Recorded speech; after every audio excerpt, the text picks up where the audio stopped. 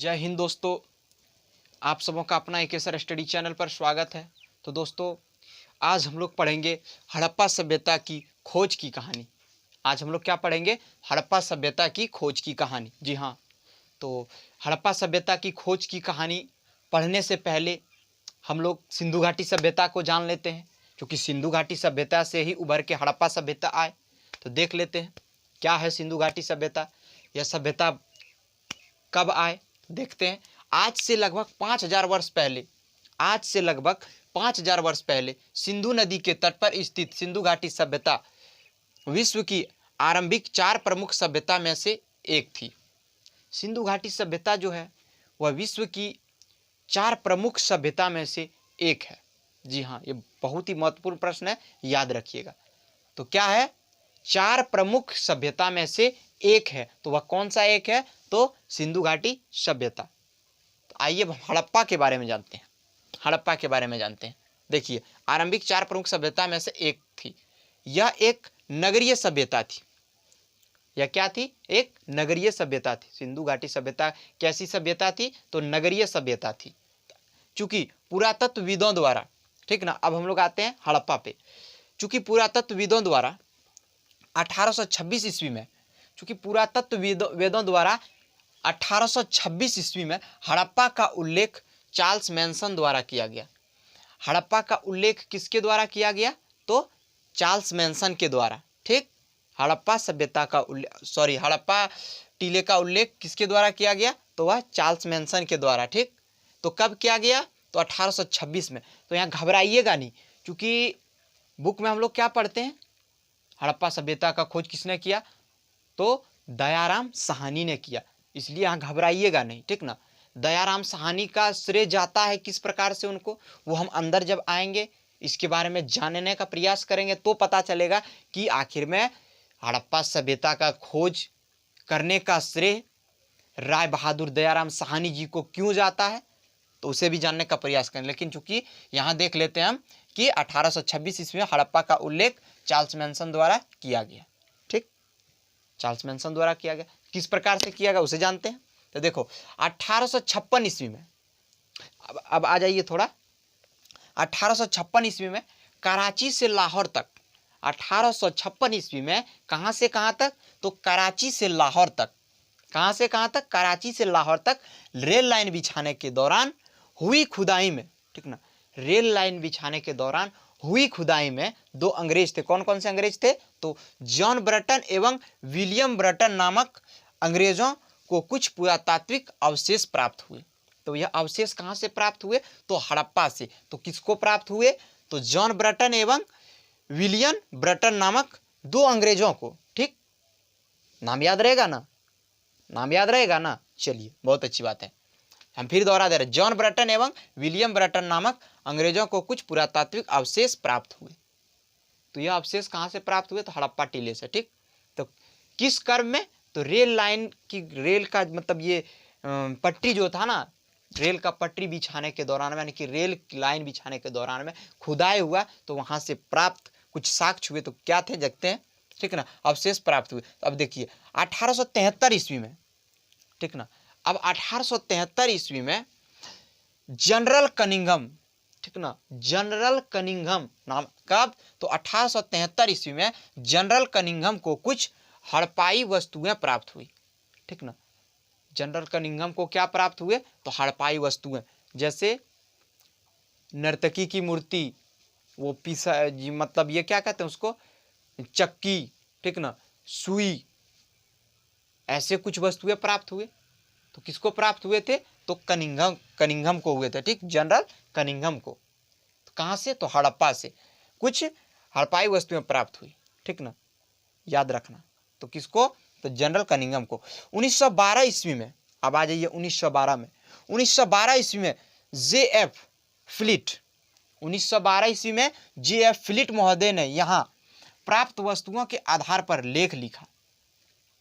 वहां से जितने वस्तु प्राप्त हुए थे, हड़प्पा से जितने साक्ष्य प्राप्त हुए थे, ठीक ना, तो उन पे लेख लिखा। तो यह लेख किसने लिखा? तो किसने लिखा? JF फ्लिट महोदय ने प्राप्त वस्तुओं के आधार पर लेख लिखा। ठीक ना, तो किसने लिखा? JF फिलिट महोदय। क्या यह एक ही थे? JF फिलिट महोदय ही ने सिर्फ लिखा? देखते हैं और इनका साथ कौन देता है लिखने में। कनिंघम एवं फिलिट महोदय हड़प्पा सभ्यता का महत्व मूल्यांकन करने में असमर्थ रहे। देखो, कनिंघम और फिलिट महोदय हड़प्पा सभ्यता के महत्व का मूल्यांकन करने में असमर्थ रहा, उन लोगों से नहीं हो सका, ठीक ना। तो फिर क्या होगा?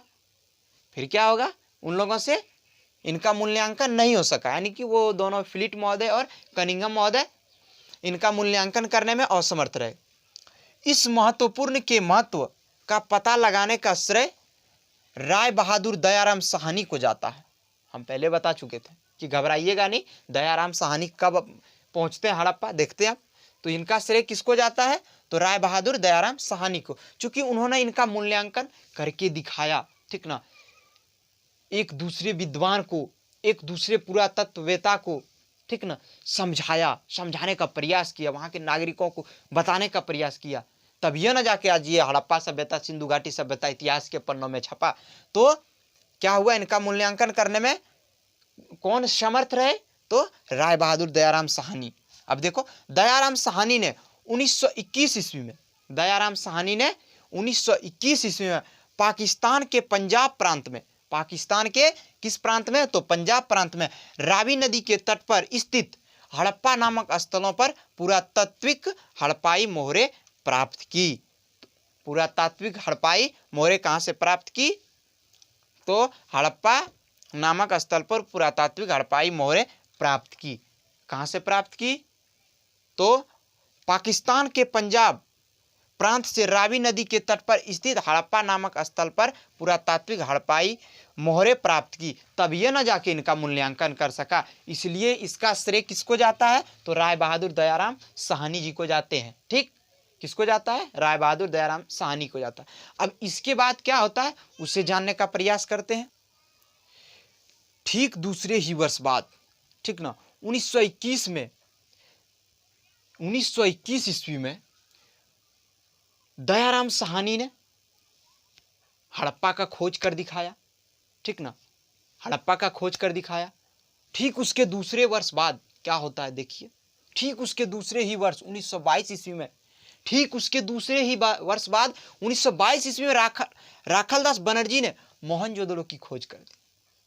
क्या अपने आप को जो है ना, क्या बोलते हैं, विद्वान का नाम क्या था? मोहनजोदड़ो का खोज किसने किया? तो राखालदास बनर्जी ने। हड़प्पा का दयाराम साहनी ने। दयाराम साहनी ने सोचा हम तो बहुत बड़ा पुरातात्विकवेता है, क्या अब तो कोई नगर का खोज कर ही नहीं सकता, ठीक ना। लेकिन ठीक उसके दूसरे ही वर्ष बाद 1922 ईस्वी में राखालदास बनर्जी ने मोहनजोदड़ो की खोज कर दी। देखो किसका खोज कर दिया? तो मोहनजोदड़ो का। सिंधु घाटी सभ्यता से क्या क्या उभर के सामने आता है, देखो अब आएगा मजा पढ़ने में, ठीक ना। तो ठीक दूसरे ही वर्ष 1922 ईस्वी में राखालदास बनर्जी ने मोहनजोदड़ो की खोज की। यह कहाँ स्थित था? यह स्थान पाकिस्तान के सिंध प्रांत के लरकाना जिले में सिंधु नदी के तट पर स्थित था।